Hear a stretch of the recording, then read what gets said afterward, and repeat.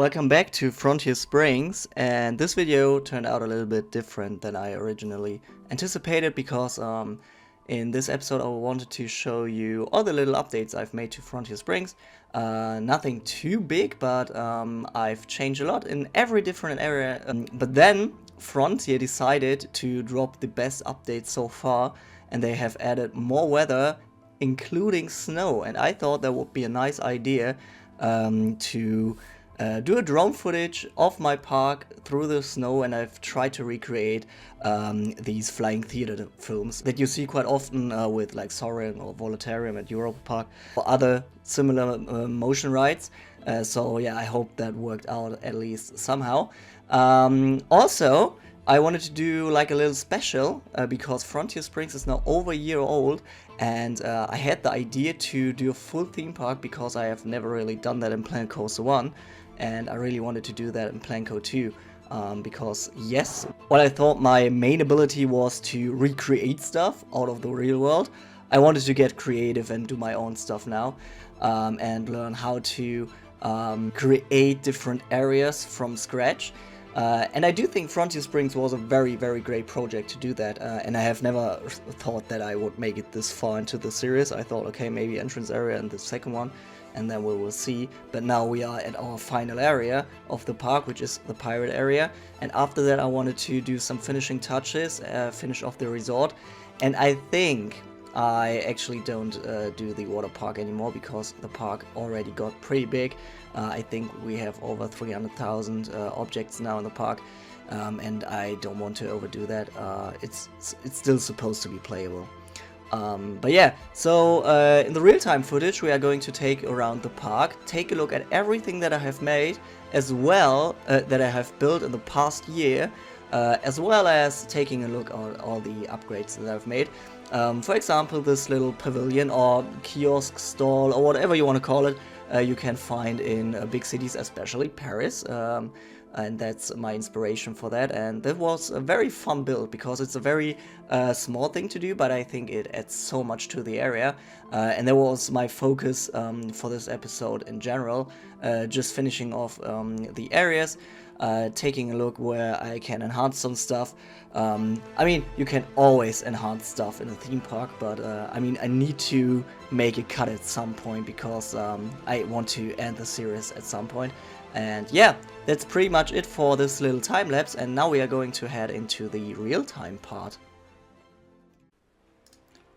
And welcome back in the real-time part of this episode, and as you can see, we are starting at the hotel resort because we want to do a full loop around the park, take a look at what has changed since last time, as well as taking a look at everything that I have built in the last full year of construction of Frontier Springs, as well as taking a look at the awesome new snow aesthetics.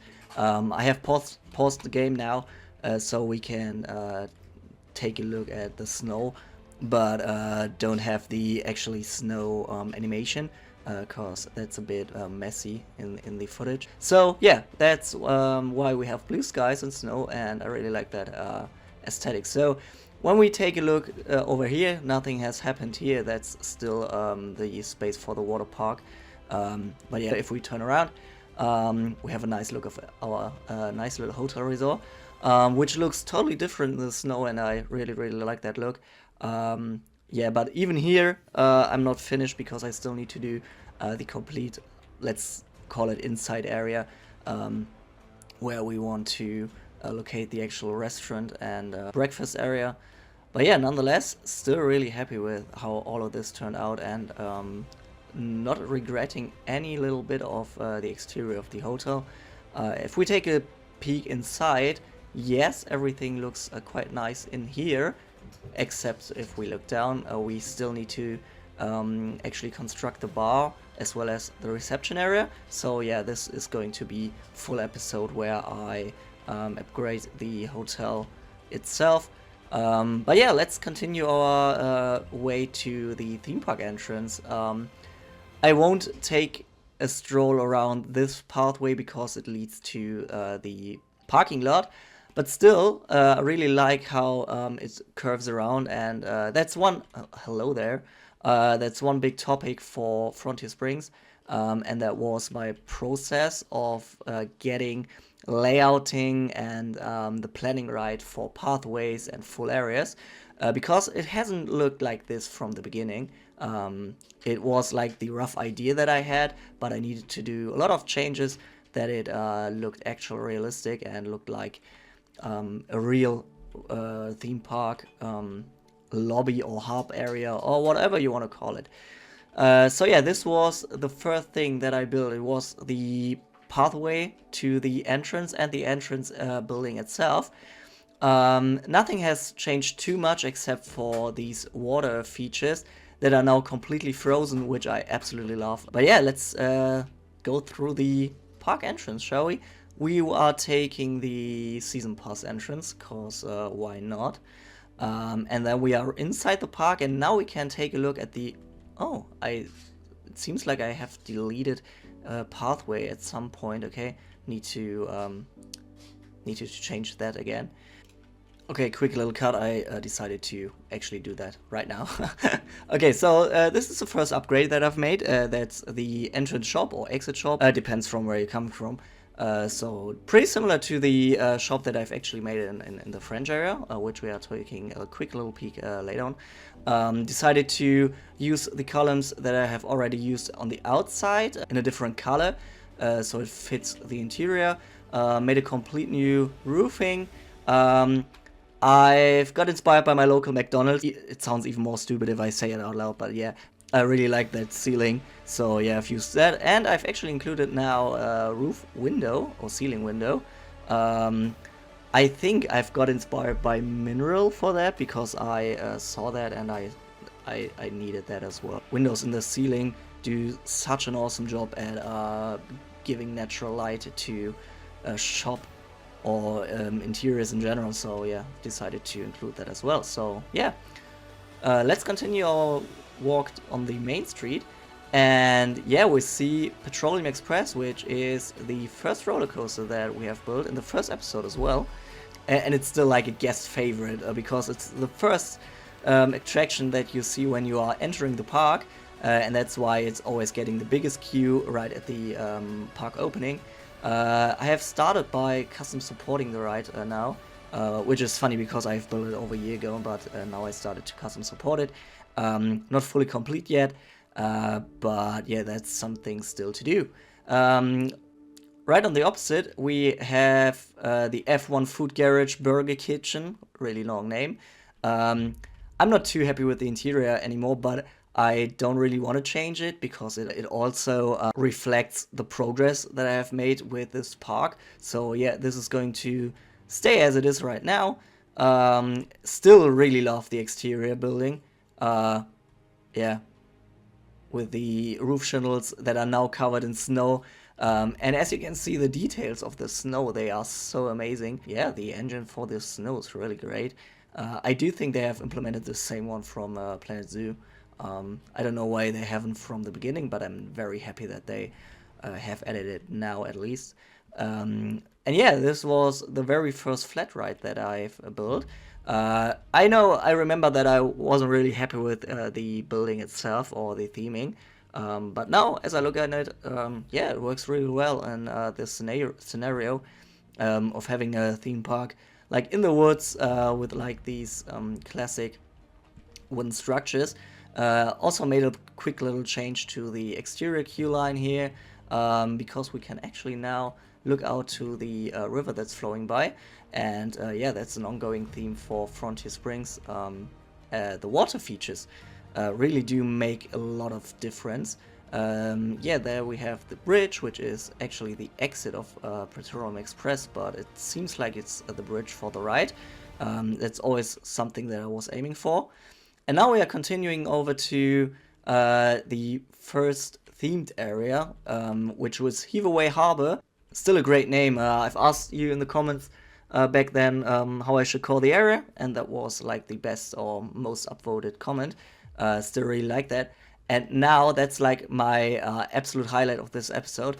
I do think this area works best with the snow. Giving you a quick little overview, changing the lighting for a second. Yeah, that's better, I guess. Very colorful, but yeah, that was the purpose of this area, having colorful buildings all scattered around the area, especially on the hillside. And I think this area benefits the most of the snow. I think it looks so amazing with the frozen lake.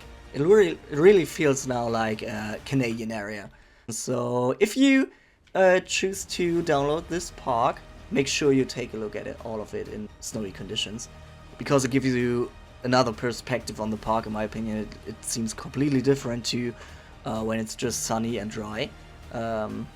Also really like this perspective now. Really seems like it's a very cold day. You can't really go out with your boat, so it's just laying on top of the surface of the water there. Yeah.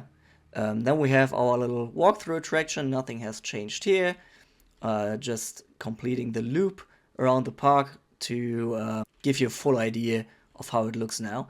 The only thing that I don't really like with this snow is that the pathways look perfectly clear.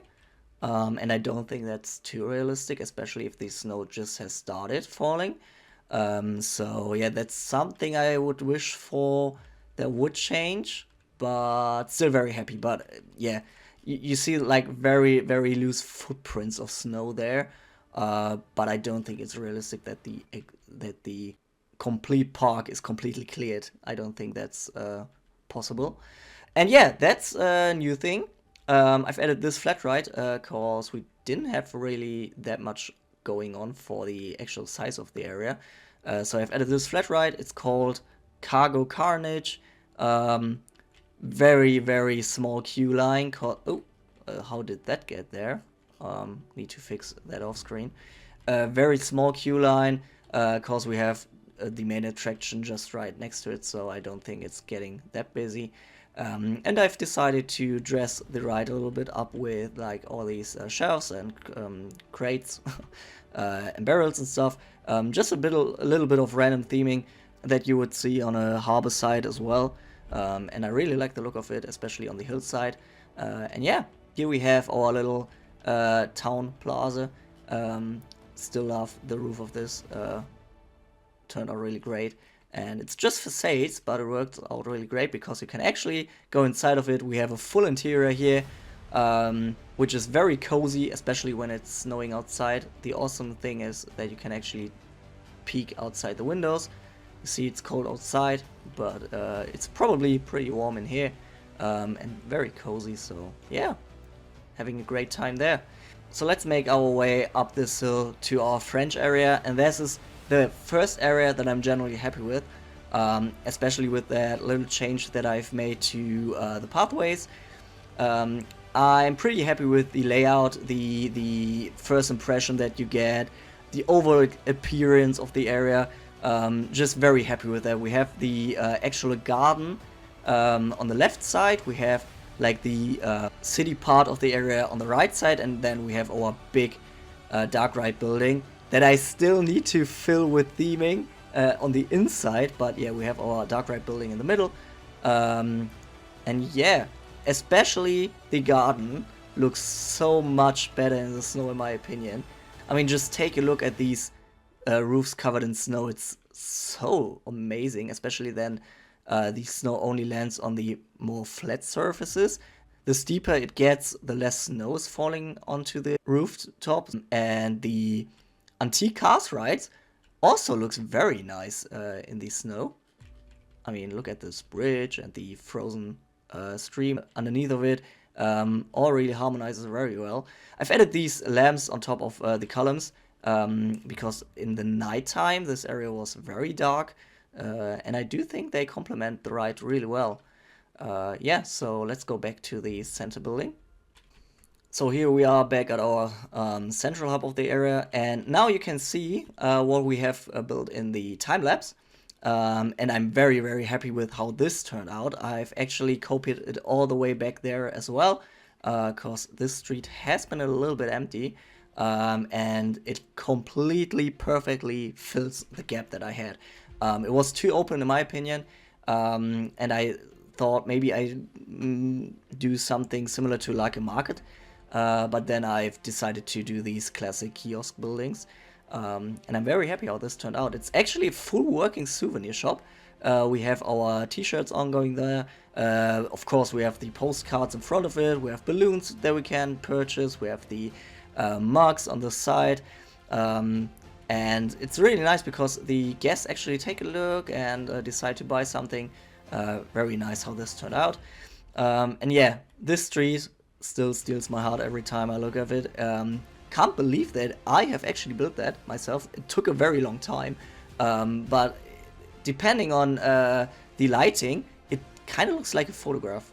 If you turn down the saturation a little bit, if you do a little bit of editing, it could be a photograph as well. So yeah, let's take a little look at the shop, because as you can see, the shelves are pretty similar to what we have now at the entrance area. We have this very cute Eiffel Tower in the middle. This functions as the on-ride photo booth for Metro Mayhem as well, so it's like a 2-in-1 shop. It's a little bit different because the exit of the ride is all the way over there, so you need to take a stroll down there and go into the store to get your photos, but I don't think that should be an issue at all. Just taking a look at the station, I'm not going to give you a full queue line walkthrough because we have already seen all of this. But yeah, that's the station itself, and as you can see, we are already on top of this area. And here's the entrance for Metro Mayhem. Again, if you want to see more of this, I have a complete separate video about Metro Mayhem on this channel. And that's a good way to continue away to a pirate area, because we have some nice updates over there as well. Just wanted to show you that I've copied the shop to this plaza as well, because this has been a little bit empty as well. We could take the stairs down, but I'm continuing my way over straight to the pirate area here. And this pathway is so important to me because it's like the perfect transition between the French area and the pirate area without having too much theming. So it's just like a natural pathways. And then we have our entrance sign to Buccaneer Lagoon. And this one seems so funny to me in the snow because look at all the palm trees that are covered in snow. But also the roofs look so amazing in the snow. I never have thought that it would be possible that the roof is actually just slightly covered in snow and you could see all the individual roof tiles, but here we are. Looks really nice in snow.